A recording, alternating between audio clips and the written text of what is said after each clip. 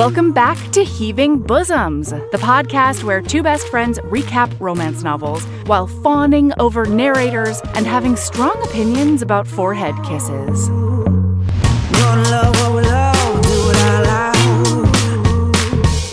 Stack ourselves with the clinches out. Shout it from the rooftop, can you hear the sound? Yeah. Live your best life, love it out loud. Love it out loud. Hey HBs, this is part 2 of our recap of The King by Nana Malone. If it's all new to you, check back in your feed one day. We published part 1 yesterday. Okay, when we left you, our junior agent and her trainee were going into their first field mission, posing as newlyweds, which means even more forced proximity and a fake relationship. Let's get into it.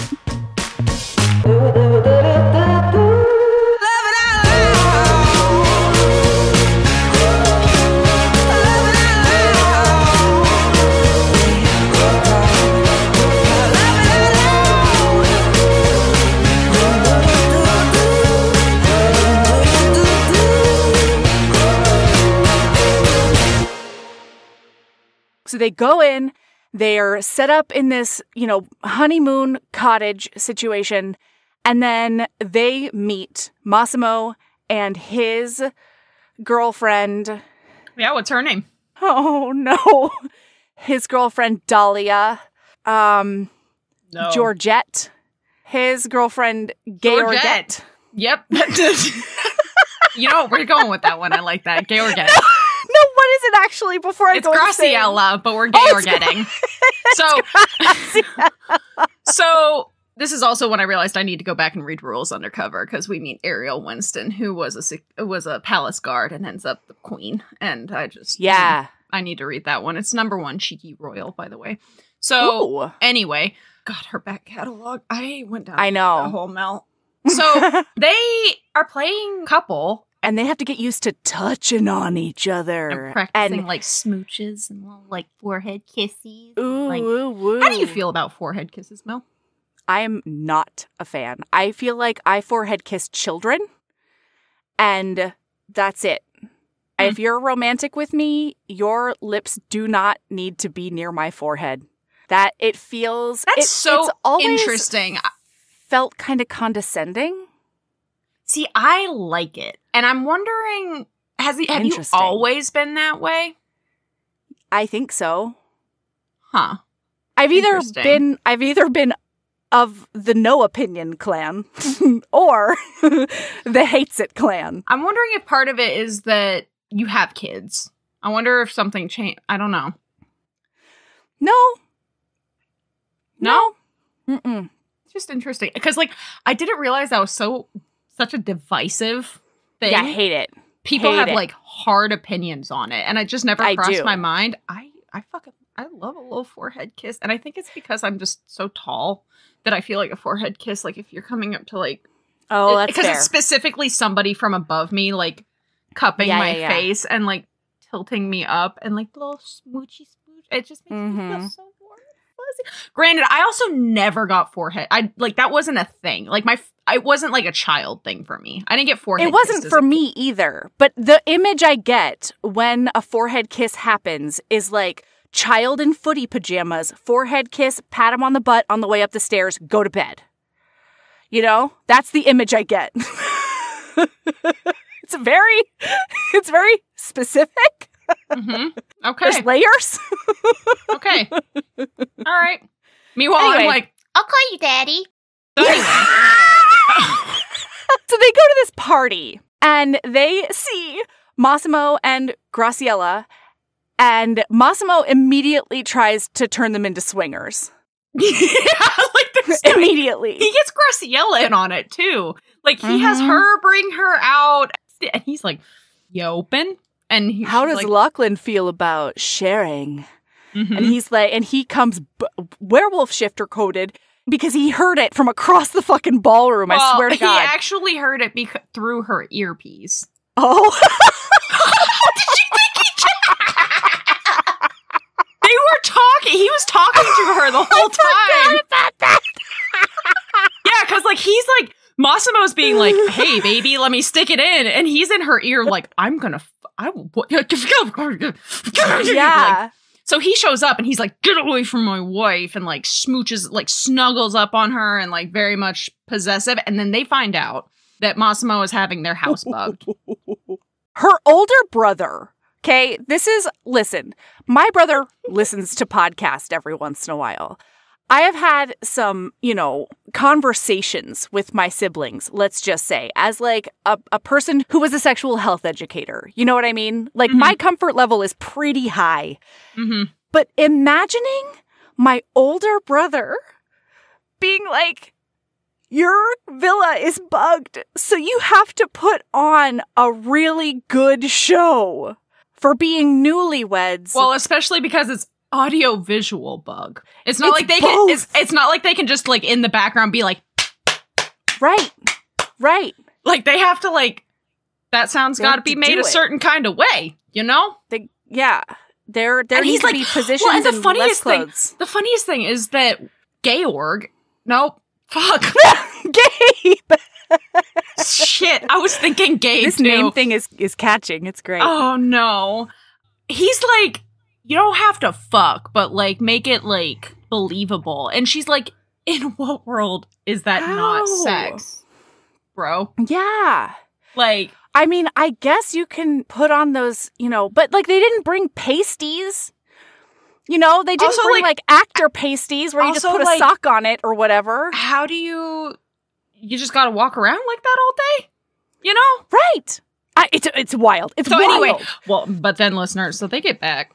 And this is their first time having sex in this book. And it's great. They are like sassy teasing each other getting into this house. And then they're in that front foyer. The show he's putting on is, did you want him?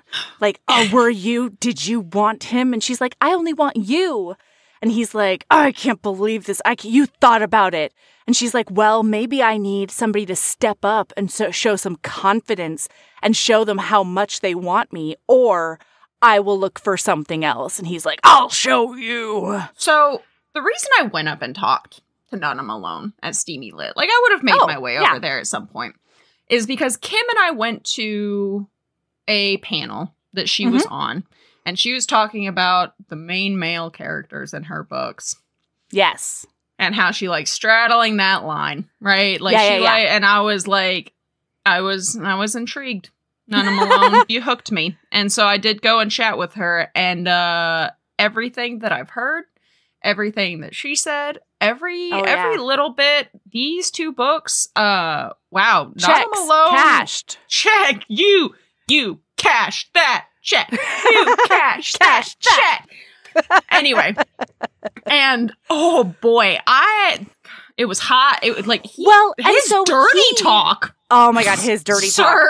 And they've made a point that like this also, I'm so sorry, made no sense. They were like, we can call each other, because she's like making a big deal. She's like, this is life or death, okay? We have to be in character at all times before they get there. I can't call you Saf.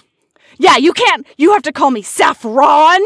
You cannot call me Saf. Well, and like, so and before same for Locke and Lachlan. It didn't clock to me that they were going with their normal first name. So I was like, okay, well, that makes sense. He shouldn't call you Saf and you shouldn't call him Locke. Like, that makes sense because you're supposed to be, they changed her name. You're supposed to be fucking Jane and John, right? And then I found out that there's Lachlan and Saffron. Yeah. Friends. Right. It's not that big of a deal. And so he's got her like up against a wall. Her face is in the wall. And he says, Saf. And they both freeze because, oh my God, they've given away that they are spies somehow. By the way. Yes. At this scene, he at one point like grabs her by the ass and like yoinks her into him. Yeah. And like the more and more I read that, you know what it is? It's specifically audiobooks. Okay. With certain narrators. But like when whatever his name is, John Hartley, I think. Yep. John, just turn it off if you're listening. It's about to go weird. He like when he fucking growled in my ear, "You are my wife, mine." I ground out, my pussy. I palmed her arse and pulled her to me. My arse. Like, all of the dirty talk when John Hartley... And honestly, Layla Alari. Like, her main male character voice is one of the best I've heard. Like, agreed. But, like, both of them growling all of the dirt. I forget how, like, flustered an audiobook can make me. And like, how intimate it is. Yeah. It is. It's right in your ear. It's right in your ear. And he's like, right in your head bone. My pussy. Oh, and I'm like, God. Is it? I mean, you can, Yours. Sure, man. Yeah. That's news to me, but I'll co-sign. Hey, signed, sealed, delivered. Thank you. So they're meant to be putting on a show, right? And he says Saf, and they both freeze. And she says, it's just you and me, Locke. It's just you and me.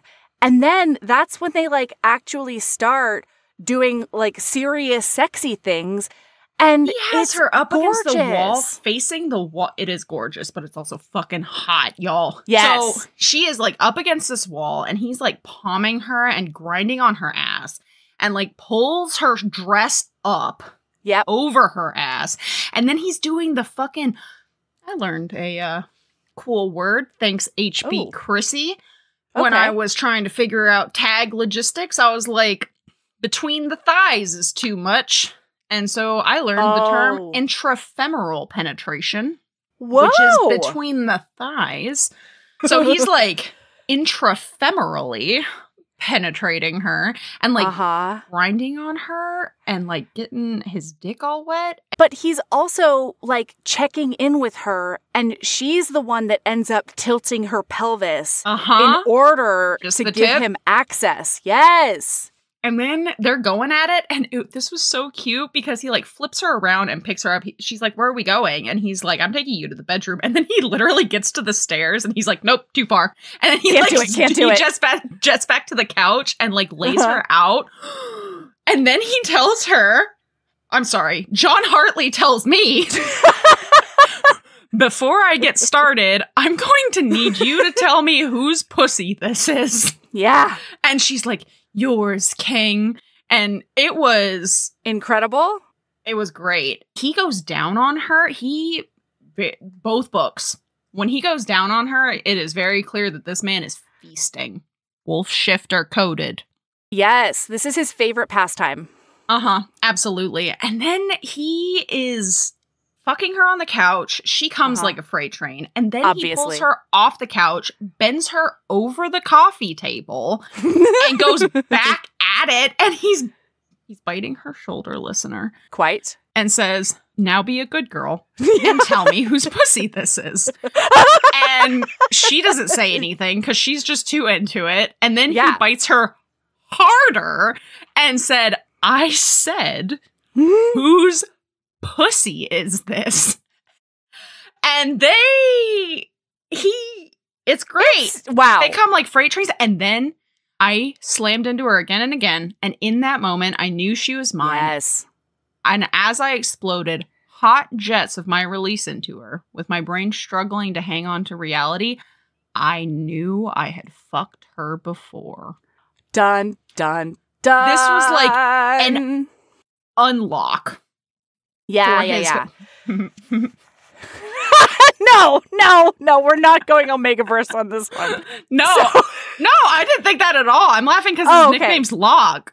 Oh, gotcha. I was feeling punny, not Omegaversey. I mean, I always feel Omegaversey.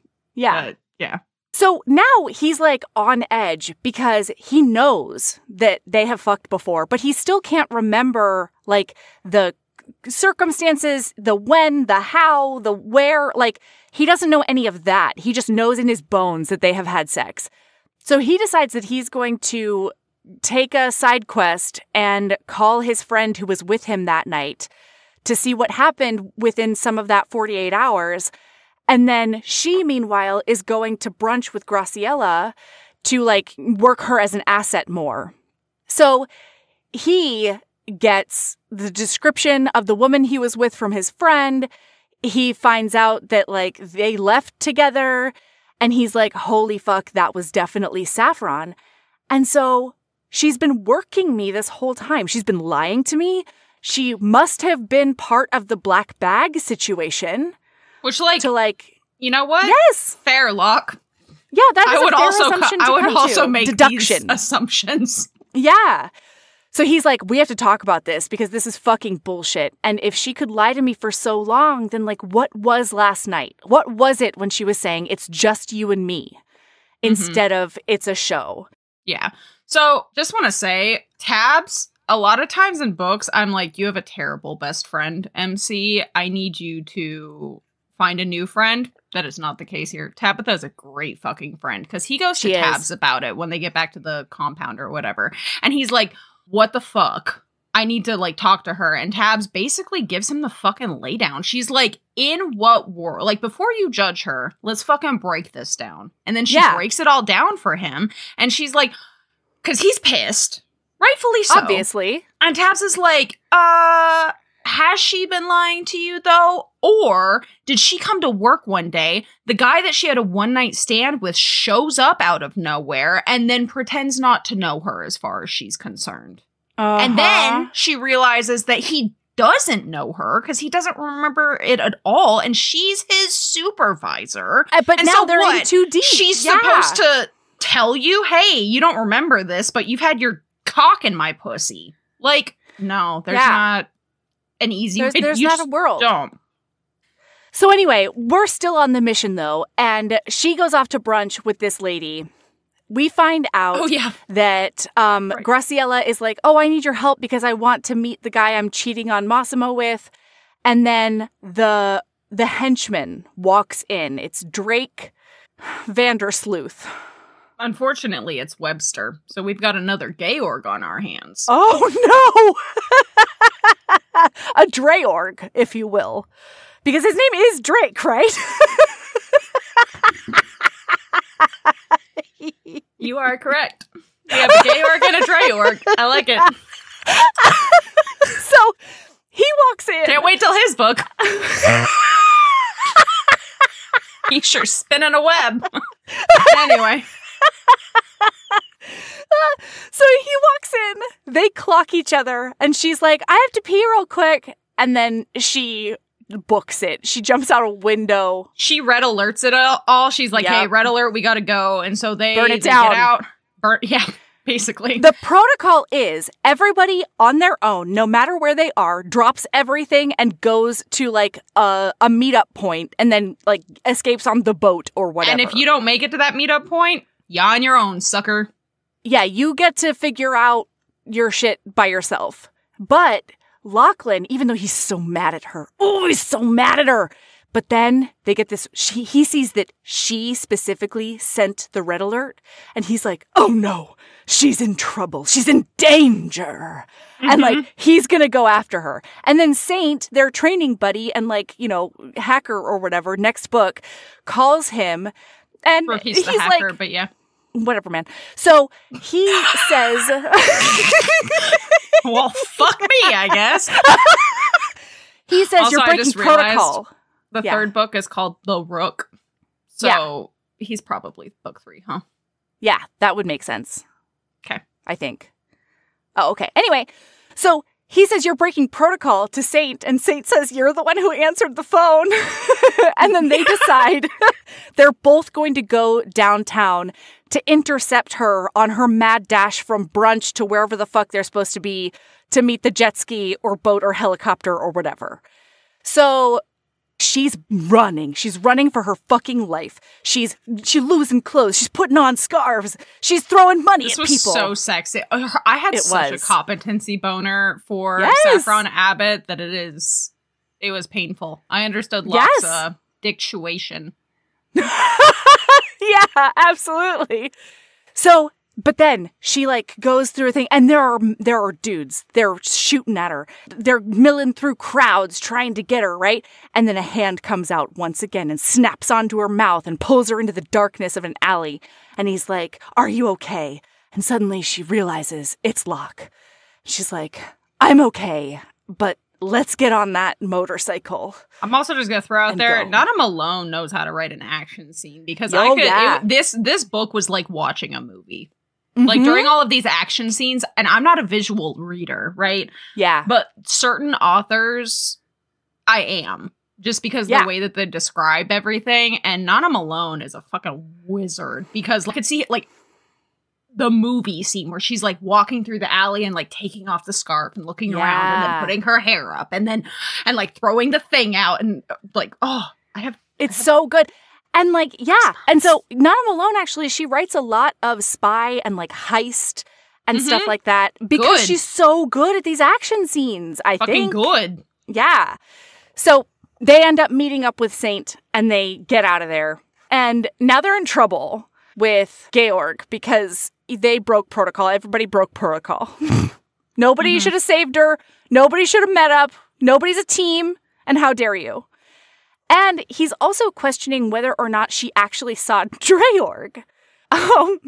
Because nobody's really seen him very much. And, like, she's one of the only people on Earth who knows what he looks like because he developed her as an asset while he was planning to kill her parents. That allegedly. Was so fucked up when that story started coming out that Dreorg for months was, like, creeping on her at the fucking college and then is the reason that her parents got murderlated on that plane. Yeah. But also, Dreorg, like, I am very excited about his book because he's basically trying to tell her the whole time that, like, her parents' death was not the plan. He's trying to tell her the whole time that, like, he's not a bad guy. Deep undercover. He's like, what? He's one of it is. That's got to be what it is. That's what my assumption. Listener, like he's a double agent. I think that he's just insanely deep undercover. Like they talk about those spy stories where somebody has been a spy since it's a fucking spy master. I think that he's a what's her butt where he has been essentially like in this for so long, like. Since a youth, he doesn't know if he's good anymore. A child, like he. I think that because he gets his cover is blown in the 5th book. That's what the whole thing is blown right now. He gets transported back to Gentleman Rogue. She captures him later in the book. Yeah, so, but maybe his cover's not blown. In the synopsis is that he. For the 5th book, because I went and looked at it, is that he is, like, his cover is blown. He can't do shit with Massimo anymore, and so he has to do everything differently, and so he ends up stealing away some lady that Massimo's weirdly intrigued by, and so it's a road trip abduction, fun, her safe romance kind of vibe, I think, and I bet, listener, you'll find out. Yep. So, Gabe is undermining her at every turn. He's undermining every decision she made as team lead. He's making her feel terrible about her performance on the op, and it's really, really terrible, honestly. But then they figure out, no. And so then she goes, I was going to skip something very important. I was so ready to clock you and make you take a seat. I was staring at the fucking line, and then I could tell you were going. I was like, "Is she gonna catch herself? Watch her go." I was gonna let you hang yourself. Is what I was gonna do. You were gonna clothesline me on the way. Red Rover, fuck you. So this is when we have the scene with Kismet. We learn about the Kismet night because he goes and confronts her, and he's like, "Hey, she's at Tabs' house off campus." Yeah, and he's like. I am relieved I'm not crazy, but also I don't remember that night and asks her to tell him. And I'm so mad at you, you know? And like, and I loved this conversation because he sort of required her to be accountable while still understanding that she was in a lose-lose fuck myself situation, you know? And so it was this really messy situation. Yeah. It was a really great balance of, I understand why you did that, but I still have my very valid feelings about you doing it kind of thing. Yeah. And then she tells him about that night that Sabrina knew way more about than me, but I learned a lot in this conversation. So, like, revisiting it in this, like, the entire time I was screaming at her. Because, like, her description of the night to him was so... It was a flat line when it should have been, like, a screaming heart rate monitor, right? Oh. Like, so he is like, it sounds like a kismet night. And she's like, what the hell is a kismet night? And he explains it that he thought like something it's when Charlie you meet the girl of made your up. dreams. And Charlie always described it as a kismet night, but it just never worked out. And I cried. I cried when he said, whenever he thought he'd met the girl of his dreams, he always described it as a kismet night, though it didn't work out until he met his fiance. She was who he would have married, I think. Yeah. And I was like, but and also he's like, I'm really happy that she managed to move on and is happy now, but still, it's heartbreaking. So then he grabs her hand and he stands up because he says, are you resisting because you don't want me, or are you resisting because this is something you have to do? Yeah. Well, this is a context that you wouldn't have because you didn't read the air. So she says, after everything's done, she's like, are we good? And he says, you're asking me if we're good, if I'm okay with the fact that I can't have the woman I have feelings for? And she's like, what are you saying? And he's like, how can you be so bloody brilliant and so fucking dumb? He didn't say it word for word like that.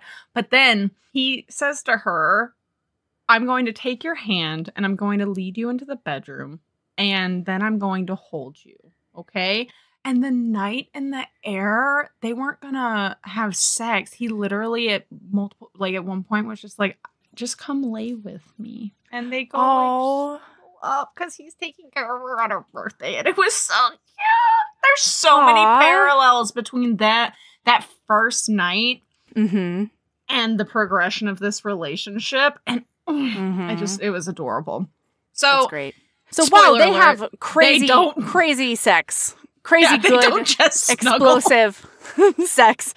And she leaves because they both get called to a meeting or something and they find out that there's been a development with Massimo and Graciella and they have to go to New York to find out more stuff or whatever and do spy things. And one question. Yeah. It's a little thing. This just didn't track.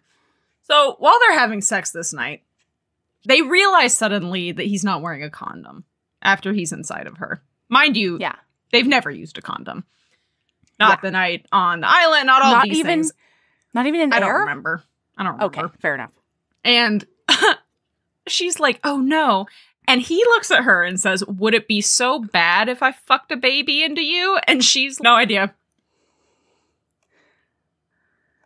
Yeah, honestly, miracle. You're 22 and a spy. Yeah. I already feel more put together. Yeah.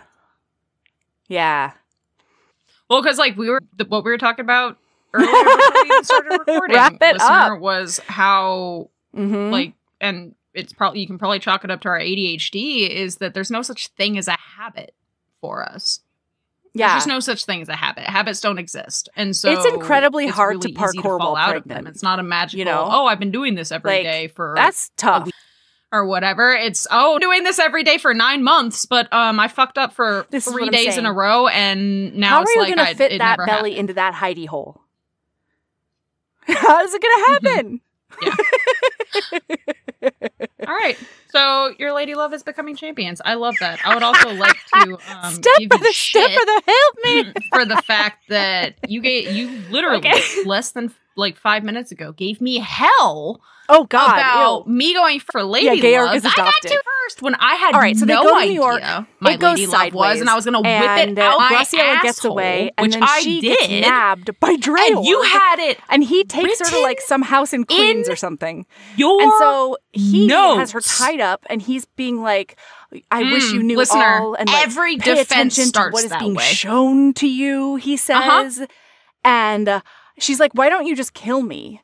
And he's like, I would actually let you go, but you would follow me. And I really can't deal with you right now. So I'm going to leave you tied up or whatever. And your people will come get you. And then he fucks off. Lachlan gets there. And then Drake is on him being like, oh, wow. I like Dreorg is like, no, I understand. So Dreorg is like, oh, wow, you're their boyfriend, huh? Well, how does Gabe feel about that? But like, I like you or something nuts. And then he fucks off and then the whole house explodes. I mean, cut to her being like, it's so weird. I was actually, And her being like, it's so weird. I was actually in the front of the house and the bomb was in the back of the house. And like, I didn't get hurt at all. So that's fine. They all... Totally. Yes. What our actual lady love mutually today is ADHD coping mechanisms and how your friends can assist with that. Feeling seen by your neurodivergent buddies. Anyway. Uh-huh. And love yourself. Are you as questioning much as you love John Hartley seductively whispering in your ear. He's terrified. And he knows it. His inner monologue is like, stop, don't say it. Why are you doing this? And his mouth just can't. She's basically like, fuck you, I'm following my gut. And it says, he thinks, at the end of the day, she was there to be a field agent, not the woman I loved. But all I wanted to do was hold her in my arms and keep her safe, whether she wanted it or not. And yeah, buddy, like, this is her whole life. She has wanted nothing more. She's told you multiple times that Rogues you can't make her choose. You can't make her choose. And there's been a couple of scenes in his head where it really clocks just how much he won't be in a relationship with just her. It will always be a relation. Like, she will always... And, like, if he leaves Rogues, he leaves her. She's not interested in, you know, dating a civilian or whatever, which is nuts because that's the only thing she can legally do. It's fine. Anyway, so they end up capturing Drake. Legally? Dreorg. I like the idea of the British government being like, guess what? Actually, there's a law. You're going to jail for dating somebody who's a rogue. This black ops. This isn't even an official... government. No, I know. Organization. That's what I'm saying is I love the idea of fucking government being like, this has been through parliament. There is record that this Black Ops organization, if you fuck around, you will find out. That's right. Yeah. So they end up back in England and they're debriefing and they broke up because he doesn't believe in her. Like, she cannot be with a person who would question her like that. And he completely understands. He knows that he's super fucked up. I loved that, by the way. Yeah. That he's not like, I can't believe she would do this. He's like, no, I am. I led with my feelings. Right. So we end up with this third act grovel that's full of grand gestures. It's fantastic.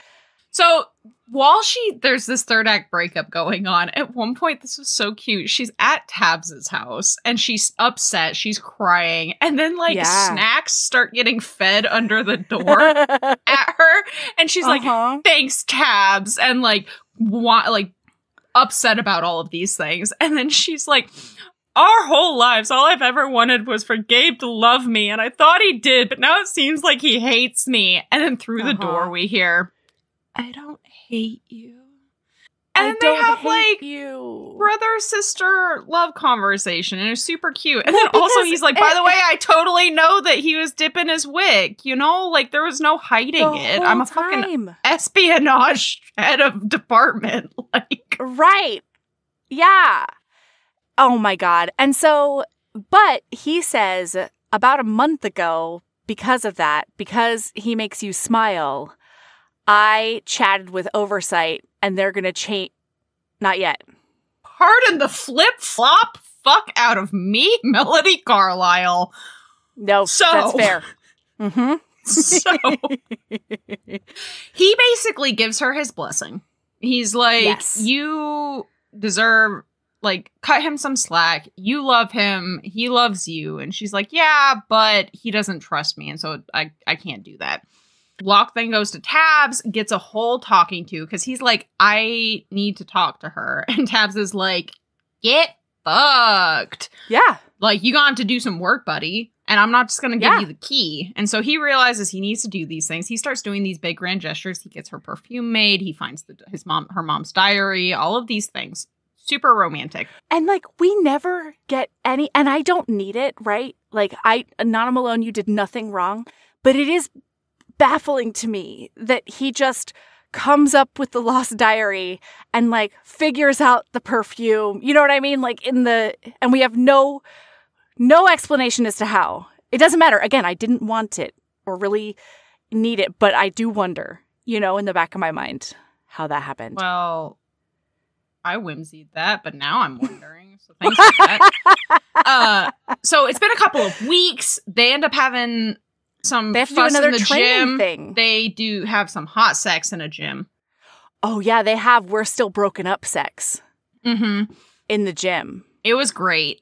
And then they find out some intel about Graciela. She's going to be in New York. And so they go to get her again. This time they successfully grab her, bring her back to Rogues. I will be honest with you, Mel. I had no idea what Graciela was, what was happening with Graciela. All I know is that I got squeaked out because she's fucking both the dad and the son because they like to share. Don't love that. Hated that. I did not. What? I didn't clock that. Yeah. She is basically like way more in the mix. She knows way more about the business and the arms deals and the blah, blah, blah than they thought at first. They thought she was just some Spanish actress who was dating the son, but it turns out that she was dating the dad for years as well. And how does Dreorg come into this?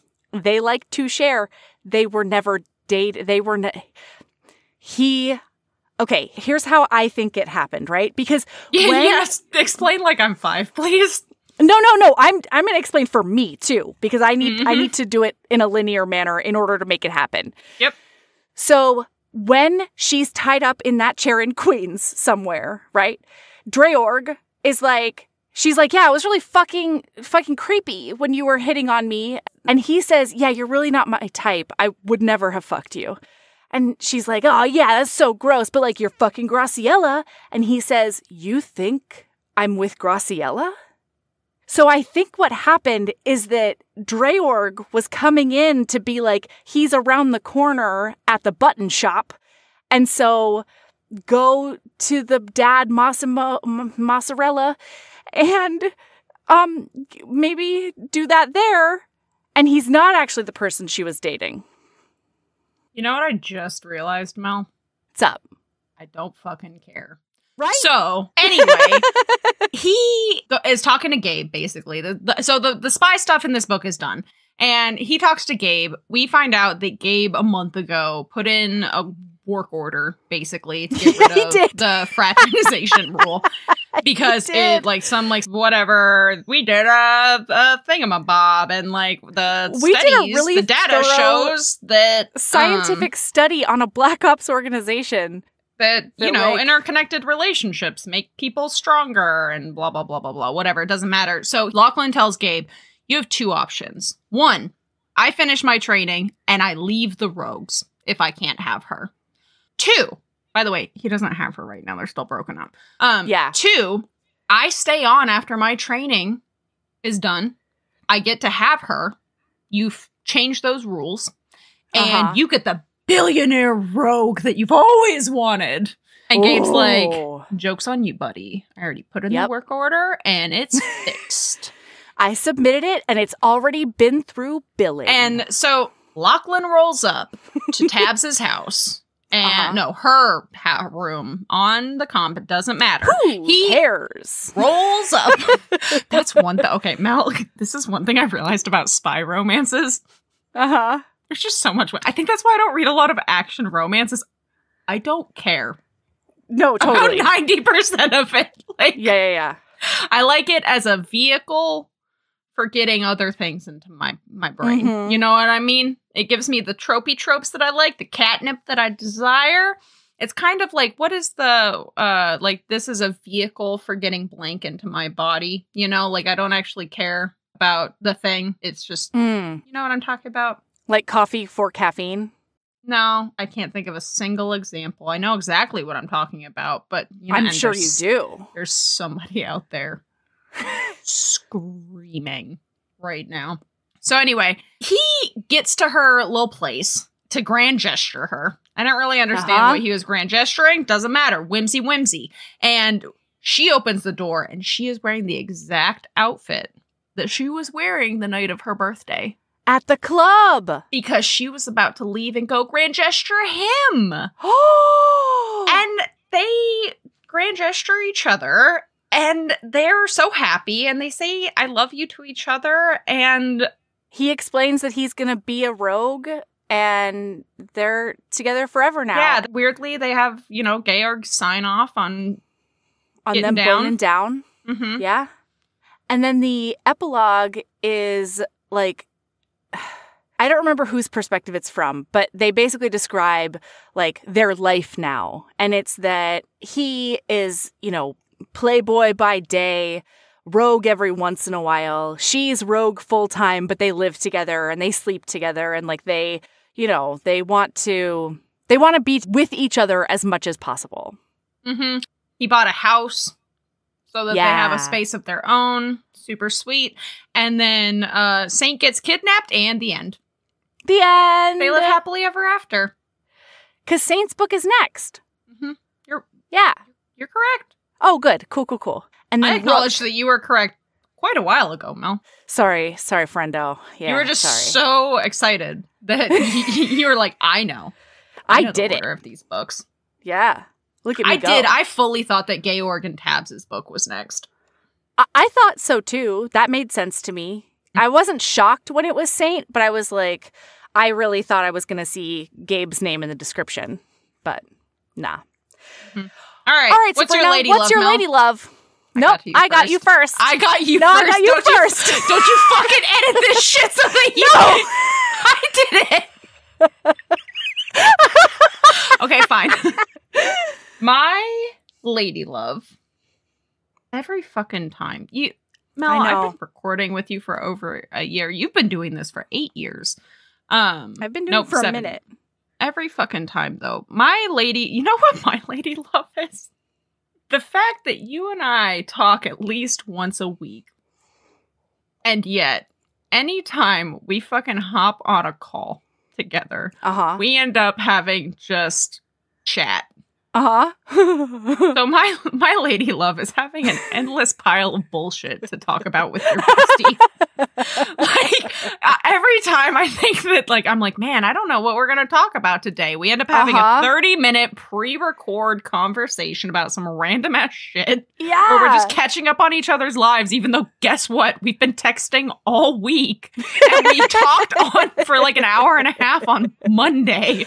And it's been less than a week. But we're like, this is a more important conversation. So you know what? That's my lady love, is just endless bullshitting with your besties, you know? Hell yeah. So this is weird because I checked my notes and apparently this is kismet. This is not me riffing off of you. This is in my notes app in my phone. Is this a kismet night? Are you realizing that you may have met the love of your life? Yeah, I think so. But then you die in a car crash and she goes off and finds love anyway. That's actually not my plan, but really who knows what the future holds. You know what I mean? Anyway, my notes app says, our Becoming Champions meetings. All right, listener, our full pod lady love today is friendship. Yeah. Yeah, and like using it for different things, right? As like, needed. The bullshitting it serves a necessary function, but then we set up. So I listened to a podcast called Will You Accept This Rose? And over the past like year or two, the host Arden has been talking about like her quest to become a champion. And in her case, it is because she kept on talking down about herself. And she had a friend say, like, don't give people the arrows to shoot you with. Like, you got to come to every single, I know, right? You got to come to every single activity, like, I'm a champion. I'm becoming a champion. This is what I'm doing. Like, that's the energy you need to go to the world with. And so her learning to not, like, self-deprecate in a serious way is her way of, like, becoming a champion. And I loved that, right? And so Sabrina and I realized that my life was falling apart, most definitely. Sabrina wasn't, she wasn't on the brink of anything, but I was also falling apart. You can say it. It's fine. Yeah.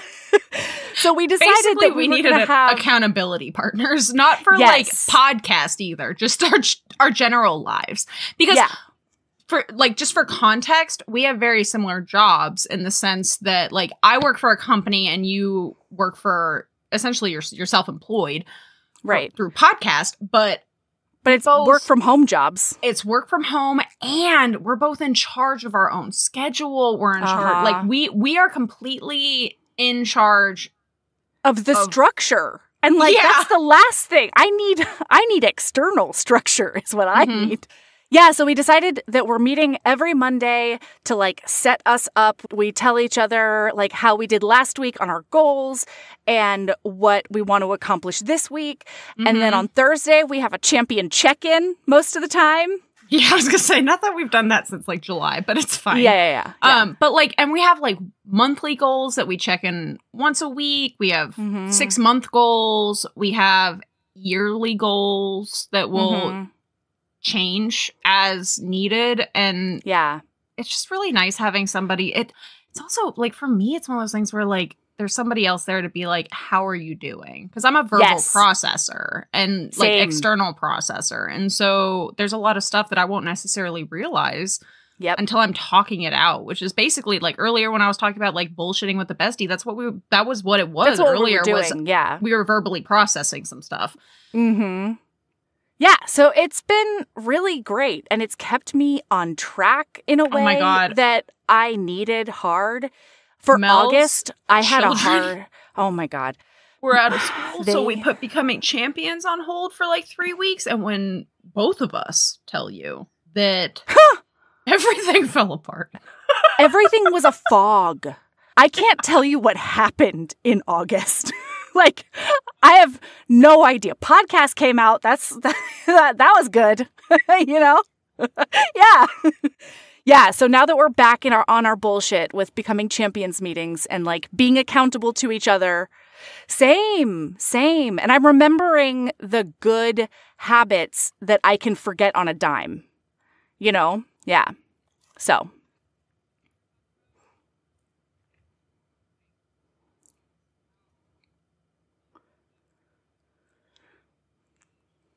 Right. Yeah.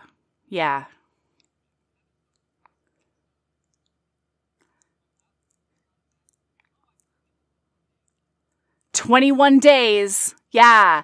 And so now it's gone.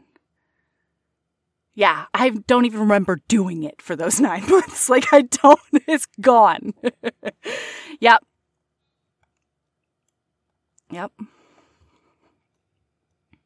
Oh.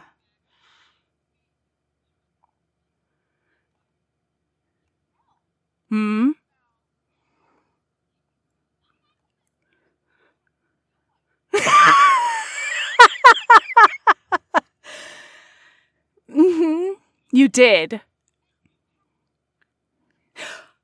In my defense, Sabrina, okay, in my defense, I didn't know if I had already burned through the Lady Loves I had written down at some point in my life. And B, I thought I had maybe accidentally deleted that note in order to take literally one note on the king. It's one line that I wrote. Hold on. Let me find it. Okay, so the top is just king is the title of the note. And then my only note for the entire book is nighttime he tackles her. That's it.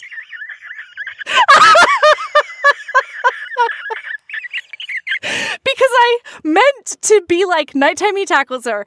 She, she training him now. They do rabbit hunt. Like, I was going to put all the things in an order, and then I just forgot to. I clicked out of it. I was probably like doing dinner or something, and then I never came back.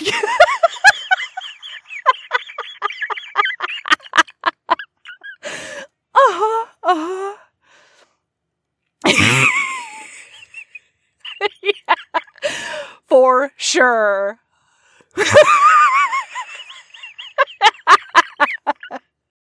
Yup. All right. Keep being a badass. And love yourself.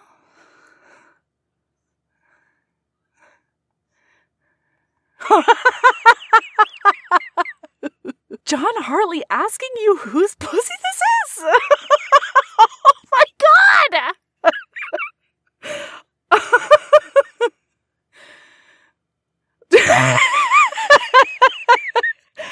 All right. I can read the craziest shit, but the minute it's somebody whispering it in your ear, it changes things. It really it's a different does. dynamic. All right. All right. Bye. Bye.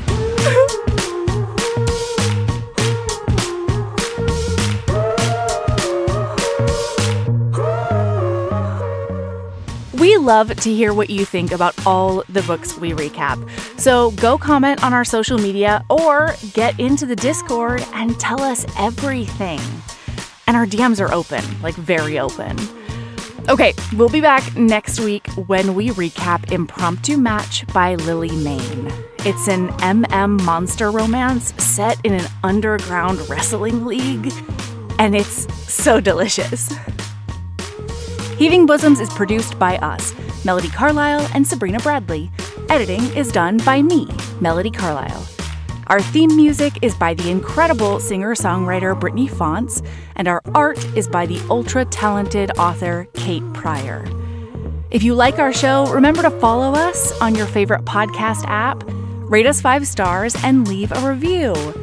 That one small action is a huge way to help the show. If you want to get in touch with us for advertising inquiries or anything else, you can email us at heavingbosomspodcast@gmail.com. If you want more of us, visit patreon.com/heavingbosomspodcast. You can also find us on Instagram at Heaving Bosoms, on TikTok at Heaving_Bosoms, and in our Facebook group, the Heaving Bosoms Geriatric Friendship Cult. If we don't chat before then, see you Monday.